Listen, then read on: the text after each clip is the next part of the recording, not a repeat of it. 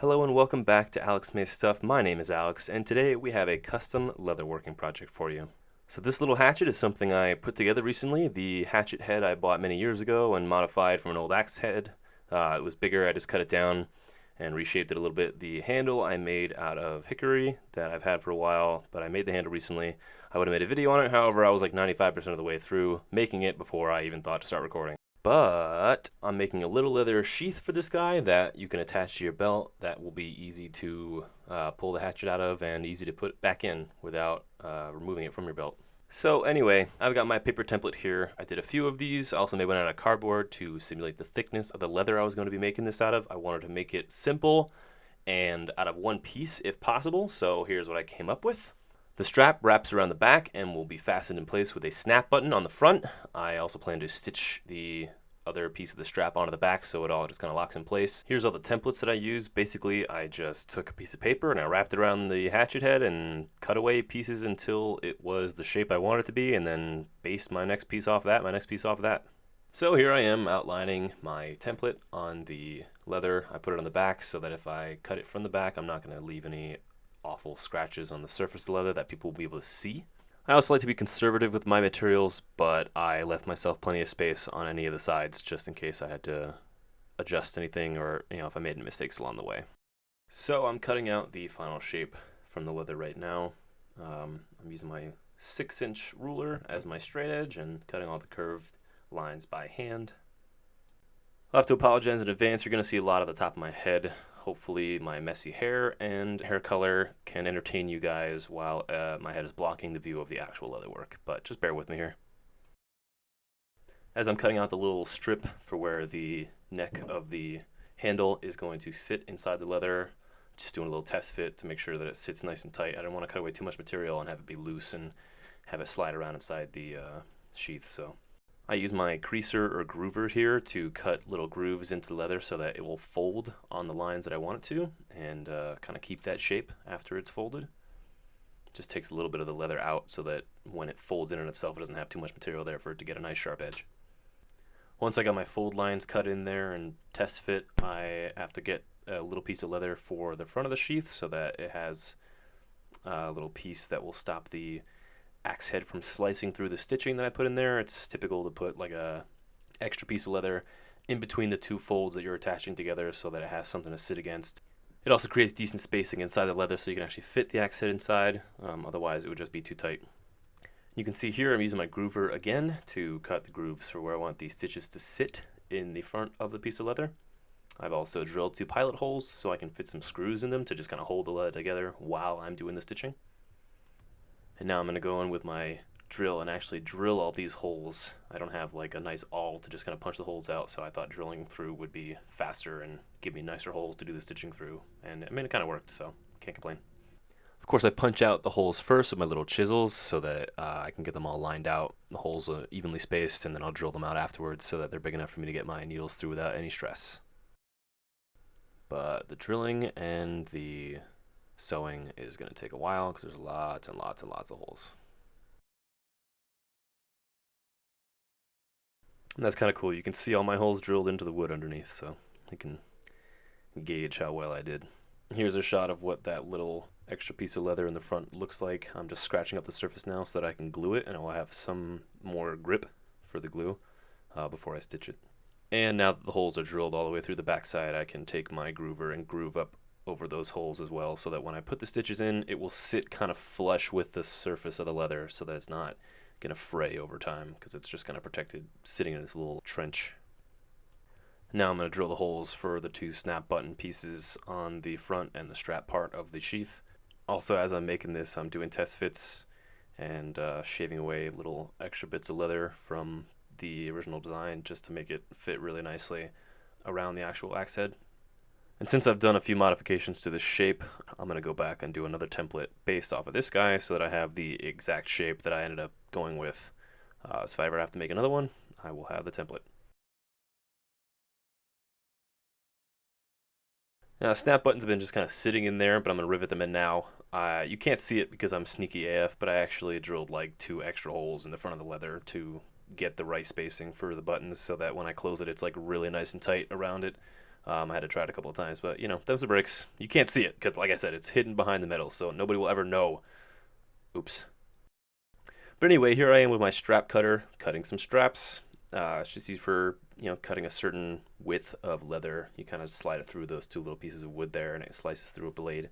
I'm making two little straps so I can get little belt loops on the back of it, and I am going to have to stitch these in before I stitch in the big stitches in the front so that I can actually access the stitching. And I'm trying to figure out whether or not to use the strap, you know, folded over and then stitch over the belt loops to kind of secure them in place, but I don't end up doing that in the end because it just kind of gets in the way and it's too much leather, so I end up cutting it down and having the belt loops just kind of free float. But for these belt loops, basically I use my groover. I groove in 2 lines on either side so I can get them to fold, and then I use my stitch hole chisels to chisel the holes and then drill them out so I can get the needles in there. I decided to stitch the belt loops together before I stitch them on. It makes more sense to me, so I can just have the loops kind of attached, but I also was going to stitch them in different places. This allows me to keep the belt loops much flatter against the back side of the leather so that it's not going to flop around as you're walking around with it on your belt. You can see I just kind of space them out by eye to find out where I want them to go, and I'm going to re-drill these holes. I had to cut it apart just to make sure that all the holes were nice, and I had to re-drill the extra holes to get them attached more firmly on the back side to keep them flat, like I said. And once I got my spacing correct, I got to go in and I'll drill those holes through the back side of the leather, as you can see here.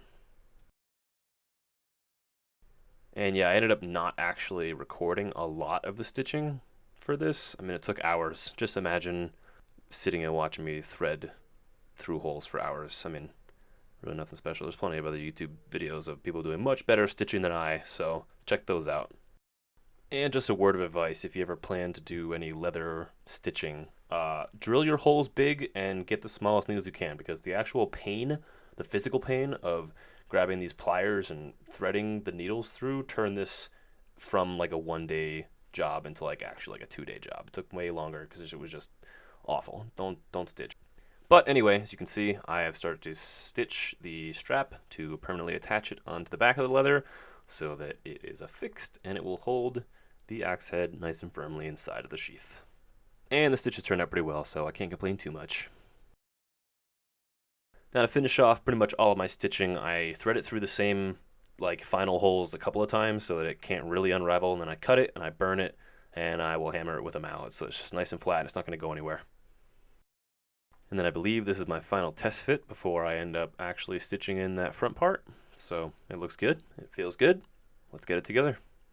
Actually, before that, I go in with my edge beveler and I bevel all the edges. Basically just cuts off the sharp corner of any edge of leather so that it's nice and smooth. There is a chemical compound you can put on your beveled edges to keep them nice and like clean. I don't have that. What I end up doing is I have a little wooden edge bevel wheel that I just drilled the hole bigger on and attached it to my bench grinder, and with a little beeswax and some high RPMs, it just kind of slicks it all down, so no big deal. So here it is all finished. I actually didn't get any footage of me doing the stitching on the front because I guess my camera died while I was doing the first half, and the second half I did while I was watching TV at a friend's house. So don't have any footage of that, but here's what it looks like. I recorded this after a little bit of use, so forgive the blemishes, but yeah, here we go. I think I meant to put like rivets in the front on the top and the bottom of those big stitches as well, but the holes I ended up drilling weren't big enough to get the rivets in there, and even then the rivets I have aren't long enough to go through 3 layers of thick leather like that, so I ended up just leaving those holes empty and kind of stitching through them a few more times for security. But here's me taking the hatchet and the completed sheath into my backyard to chop some wood. Enjoy.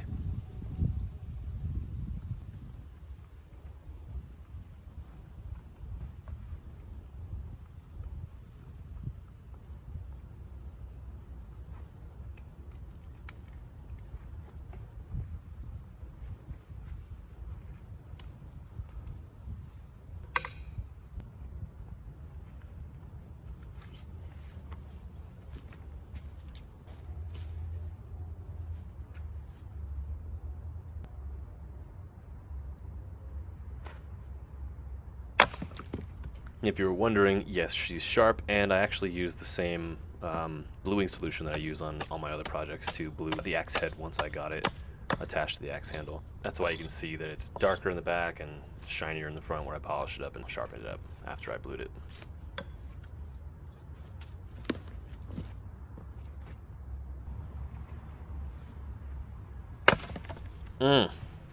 Yep. That was good.